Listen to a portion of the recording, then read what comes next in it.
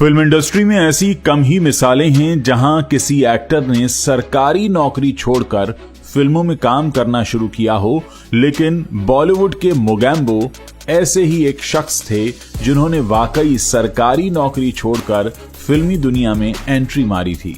इनके बारे में एक किस्सा ये भी मशहूर है कि एक बार गोविंदा देरी से आए तो उन्होंने उनको थप्पड़ जड़ दिया था।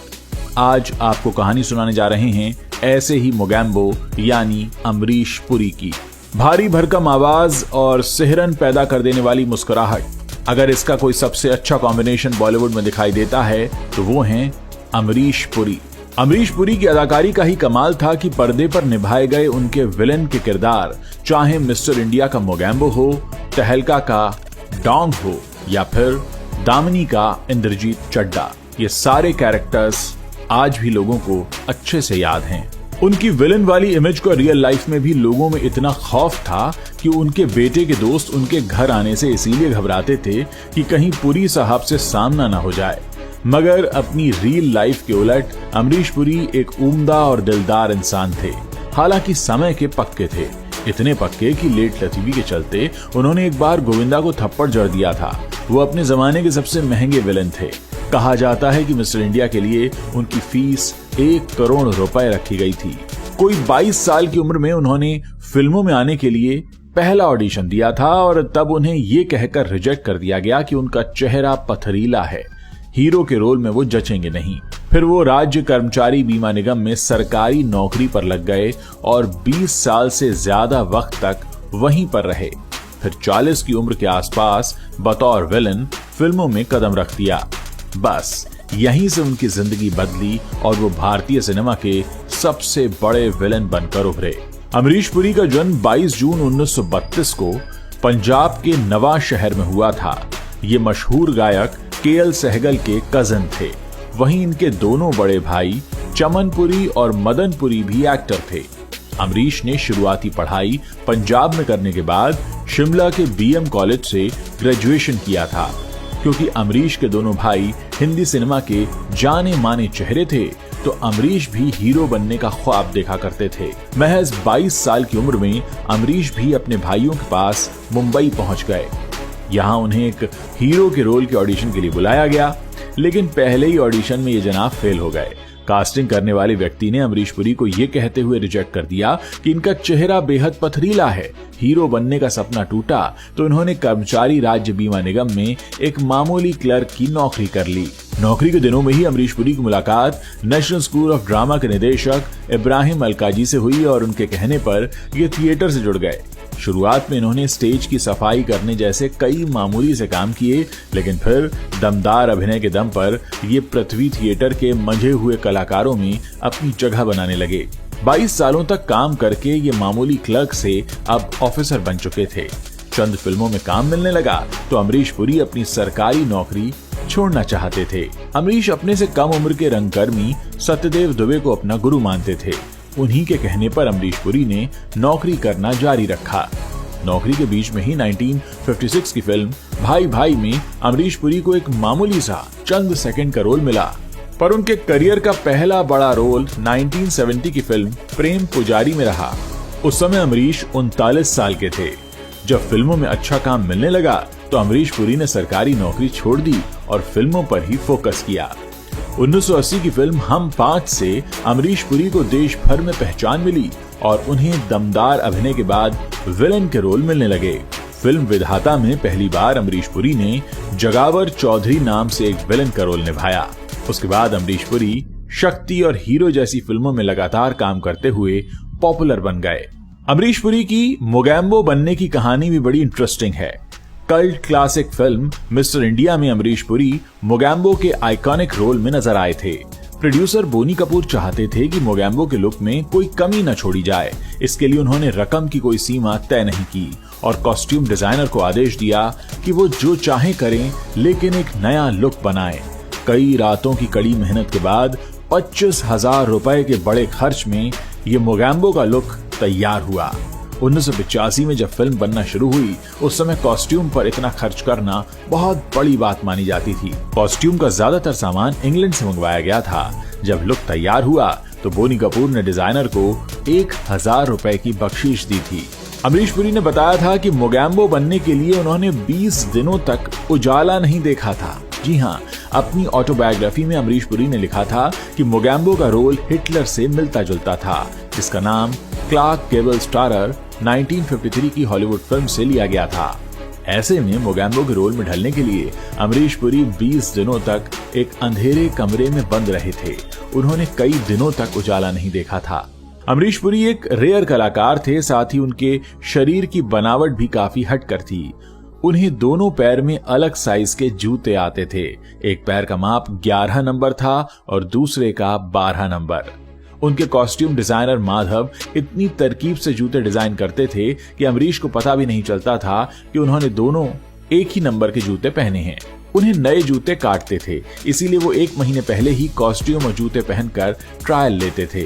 शूटिंग शुरू होने के 15 दिन पहले ही अमरीश पुरी उन्हें पहन कर पुराने कर लेते थे। 1993 में आई फिल्म दामिनी में अमरीश पुरी ने इंद्रजीत चड्डा नाम के वकील का रोल निभाया था। फिल्म में वो अपनी लटें संवारते हुए दिखाई दे रहे थे और कहते हैं ये स्टाइल का आइडिया खुद अमरीश पुरी का था। इस लुक में उन्हें अपनी तोंद भी दिखानी थी और तोंद दिखाने के लिए कॉस्ट्यूम डिजाइनर ने एक खास तरह का जैकेट तैयार किया था, जिसे पहनकर अमरीश पुरी तोंद वाले दिखा करते थे। अमरीश पुरी के गंजा होने का किस्सा भी बड़ा मजेदार है। असल में अपनी दूसरी Hollywood film Indiana Jones the Temple of Doom जो 1984 में आई थी, उसके लिए अमरीश पुरी ने अपना सिर मुंडवाया था। इस लुक में वो इतने बेहतरीन लगे कि उन्होंने हमेशा गंजे रहने का फैसला किया। इसी के बाद अमरीश पुरी 1987 की फिल्म मिस्टर इंडिया में बिना बालों के मोगैम्बो के लुक में दिखाई दिए थे। एक किस्सा ऐसा भी है कि जब उन्हें हॉलीवुड से ऑफर मिला तो उन्होंने कहा था कि मेरा ऑडिशन लेना हो तो मेरी हवेली पर आ जाओ। सबसे पहले अमरीश पुरी 1982 की हॉलीवुड फिल्म गांधी में नजर आए थे। हॉलीवुड डायरेक्टर रिचर्ड एटनबरो की ये फिल्म थी तो विदेशी, लेकिन इसमें ज्यादातर कलाकार भारतीय थे। इसके बाद अमरीश पुरी 1984 की film Indiana Jones the Temple of Doom में मौला राम के रोल में दिखाई दिए। दरअसल स्टीवन स्पीलबर्ग अमरीश पुरी की हिंदी फिल्म देखकर इतना इंप्रेस हुए थे कि उन्होंने इन्हें अपनी फिल्म के लिए विलन बनाने का फैसला कर लिया था।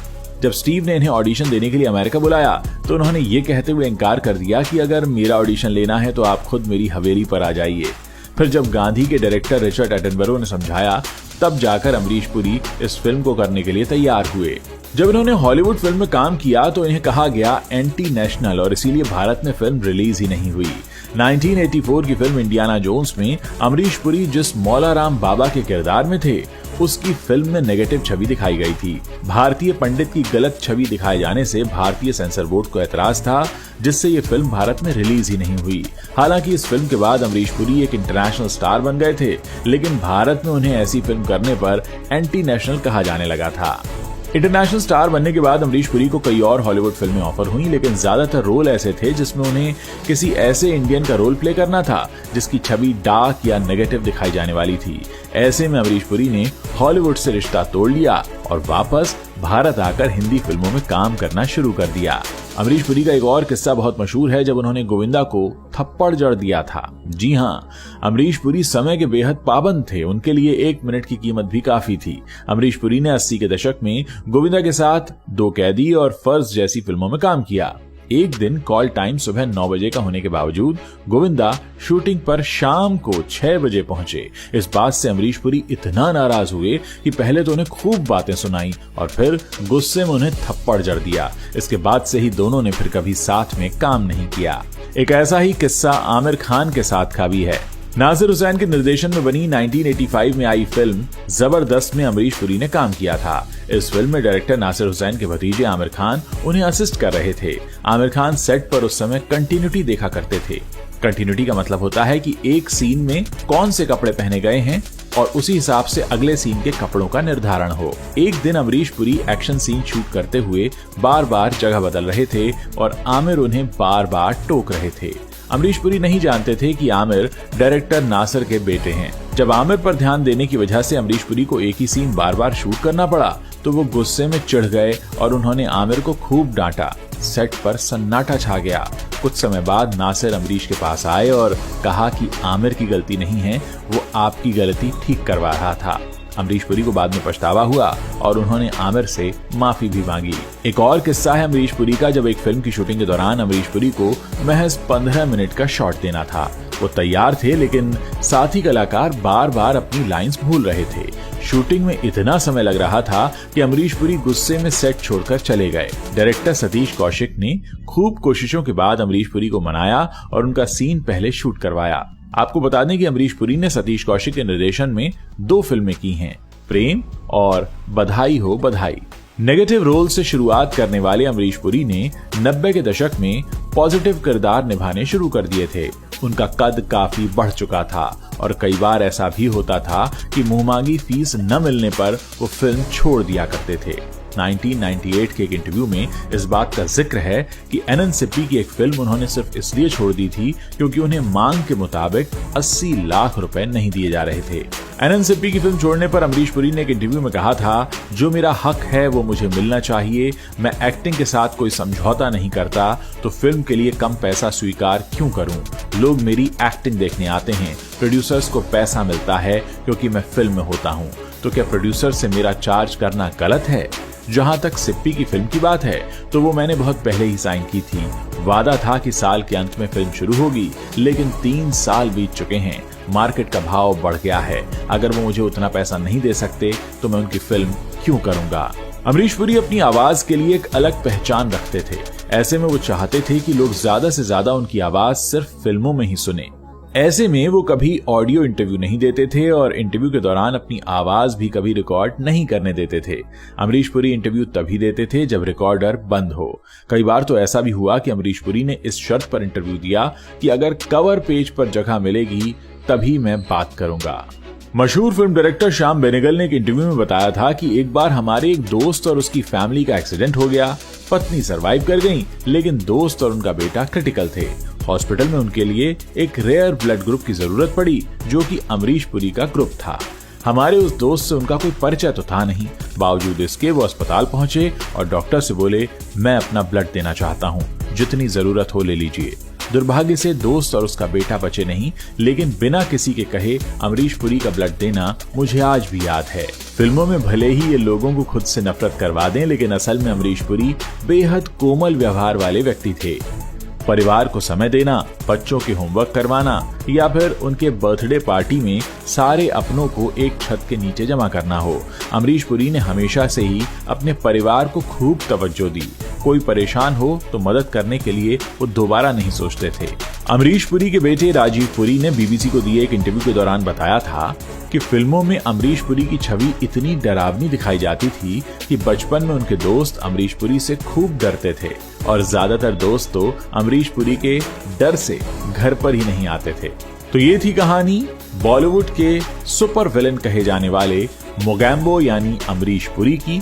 अगर आगे भी आप इसी तरह की कहानियां सुनना चाहते हैं तो आप इस चैनल को सब्सक्राइब कर सकते हैं और अगर ये वीडियो अच्छा लगा हो तो इसे शेयर करना मत भूलिएगा।